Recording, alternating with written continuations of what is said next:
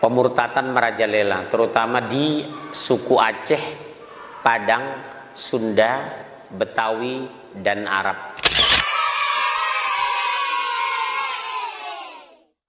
Hampir setiap hari saya menerima laporan ada yang murtad.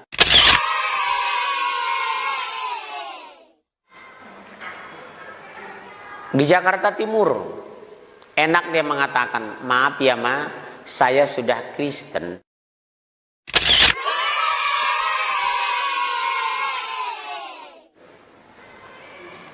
Ancaman ini luar biasa. Perhatikan mereka, kasih sayang. Murtad 9 orang, sampai saya foto-foto rumah. Ini rumahnya murtadnya, sampai saya ikut foto-foto. Saya telepon belum lama ini ke teman saya di Temanggung. Kalau tempo hari 9, sekarang sudah 19 yang murtad, tambah banyak.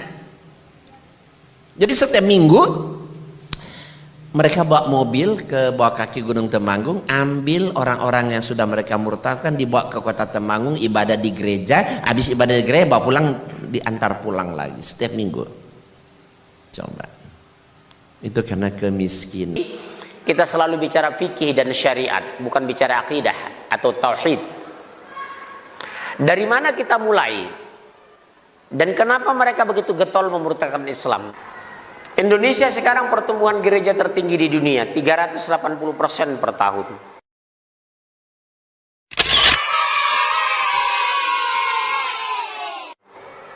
Pemurtadan mungkin termasuk paling dahsyat di dunia.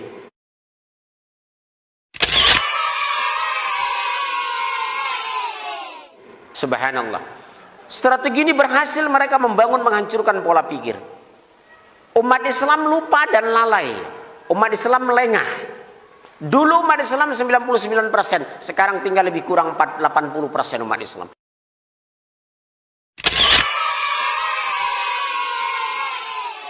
Hampir 20%. Pertumbuhan gereja kita tertinggi di dunia, 380%.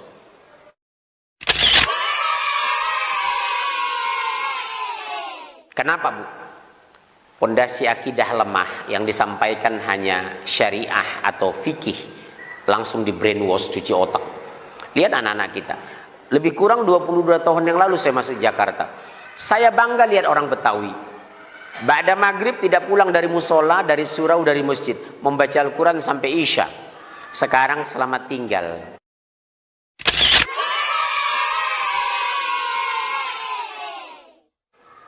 Dulu saya bangga. Ini Anda lihat di gambar sebelah sana, itu dia membuat gereja di tengah sawah. Sekarang sudah, nah, itu daerah Kelapa Gading, sekarang sudah dipenuhi dengan bangunan. Coba lihat bagaimana mereka merancang dari awal, ya kan?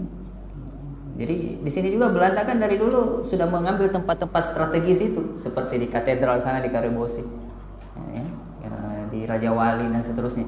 Itu sudah strategis mereka rancang. Stella Maris, ya. Kita ini kalau bangun masjid ya masuk ke pojok pedalaman, ya, sebenarnya tidak masalah, yang penting kita tahu bahwa begitulah pola mereka, ya. Nah, di Indonesia mayoritas dari agama besar Kristen ini, Kristen itu ada 300 sekte di Indonesia, ya. Seluruh dunia ada 40.000 sampai 50.000 sekte. Di Indonesia memang mayoritas Protestan, Katolik itu separuh dari jumlah Protestan. Nah, pusat-pusat Katolik itu yang merah bisa dilihat, pusat Protestan yang merah, yang agak coklat itu Katolik. Nah, itu lebih banyak memang wilayah Timur Leste, Papua bagian selatan, dan Kalimantan Barat. Nah, sisanya itu mayoritas Protestan, termasuk Tanah Toraja. Nah, jadi intinya bahwa mereka melakukan program transformasi dan mereka sudah menyiapkan berbagai cara untuk itu. Walaupun lebih banyak gagalnya, tapi bukan berarti tidak berhasil. Selalu tetap ada yang berhasil mereka murtadkan, dan mereka memiliki persiapan yang cukup. Nah, nanti bisa tanya pemateri kedua, beliau mantan misionaris. Nah, definisi pemurtadan ini kita bicara mengenai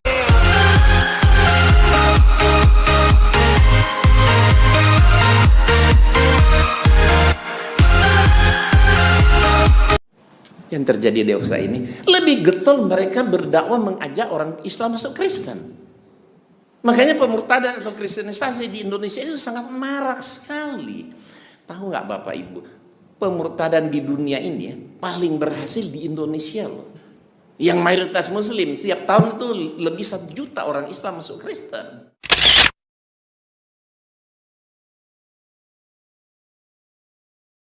Banyak, kita aja sini nggak terasa.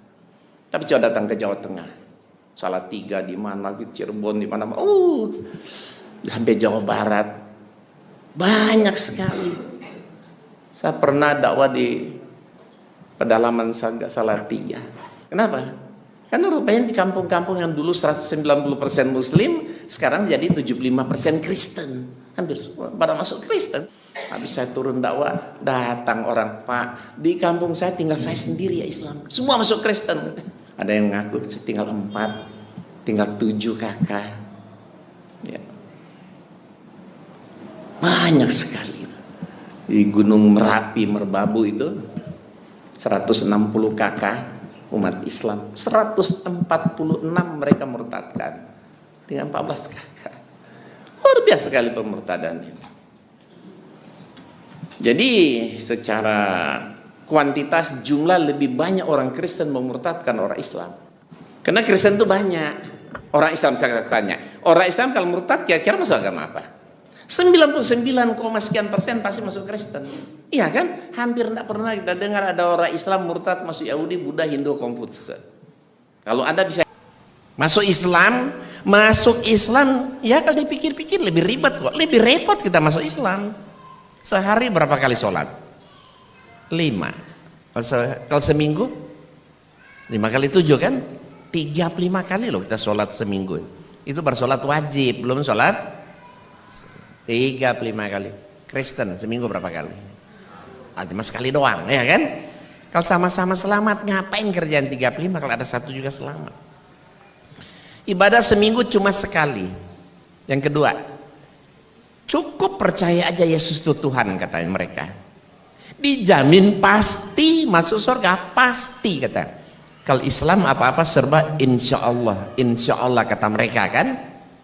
Tapi kalau di Kristen cukup percaya Yesus Tuhan, dijamin pasti masuk. Ibadah seminggu sekali jamin pasti masuk surga. Wah, mau cari apa? Itu sebetulnya seharusnya tercatat dalam semua Injil. Tapi ternyata hanya tercantum dalam Injil Matius saja. Injil Markus tidak memuat, Injil Lukas tidak memuat, Injil Yohanes juga tidak memuat. Yang memuat hanya Injil Matius saja. Nah, pada pasal yang ke-27, sebentar saya mau cari.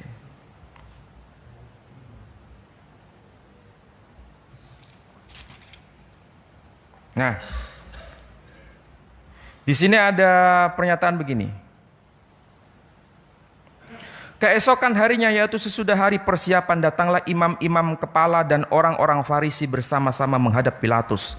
Dan mereka berkata, Tuan, kami ingat bahwa si penyesat itu, ini keyakinan orang Yahudi, jadi Nabi Isa itu dianggap penyesat. Si penyesat itu, sewaktu hidupnya berkata, sesudah 3 hari aku akan bangkit. Karena itu perintahkanlah untuk menjaga kubur itu sampai hari yang ketiga.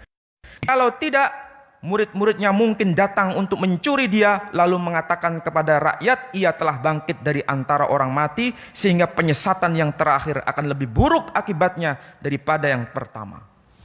Jadi memang ini sudah ada peristiwa besar. Jadi orang-orang Yahudi mengatakan dia itu penyesat.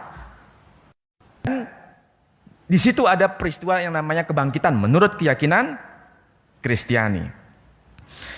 Maka kemudian di sini ada ayat yang kedua dari pasal 28. Maka setelah hari Sabat lewat, menjelang menyingkirnya fajar pada hari pertama minggu itu, pergilah Maria Magdalena dan Maria yang lain menengok kubur itu. Maka terjadilah gempa bumi yang hebat, sebab seorang malaikat Tuhan turun dari langit dan datang ke bumi, ke batu itu, dan menggulingkannya lalu duduk di atasnya. Wajahnya bagian kilat dan pakaiannya putih bagian salju, dan penjaga itu gentar ketakutan dan menjadi seperti orang-orang mati. Kemudian malaikat itu berkata, ia tidak ada di sini sebab ia telah bangkit, sama seperti yang telah dikatakan sama seperti yang telah dikatakannya. Mari lihatlah tempat ia berbaring. Nah, kemudian di sini ada ungkapan, dan pergilah dan katakanlah kepada muridnya bahwa ia telah bangkit dari antara orang mati. Yesus kemudian bangkit dari kubur dan masuk ke kota Yerusalem, dan orang-orang kudus pun semua bangkit menuju ke kota Yerusalem. Jadi yang bangkit itu sebetulnya bukan hanya Yesus, tapi orang-orang kudus semua bangkit ke kota Yerusalem. Ini menurut catatan Injil Matius. Pertanyaannya sekarang, kalau Yesus bangkit dan orang-orang kudus bangkit ke Yerusalem, Yerusalem itu bukan kota seperti kota Sidoarjo, tapi kota seperti kota Jakarta. Yerusalem itu kota metropolitan. Kalau orang-orang kudus semua bangkit, kira-kira yang melihat satu orang, dua atau dua orang? Banyak orang. Tapi apakah betul keyakinan Kristen meyakini begitu? Tidak. Ini ayat ditafsirkan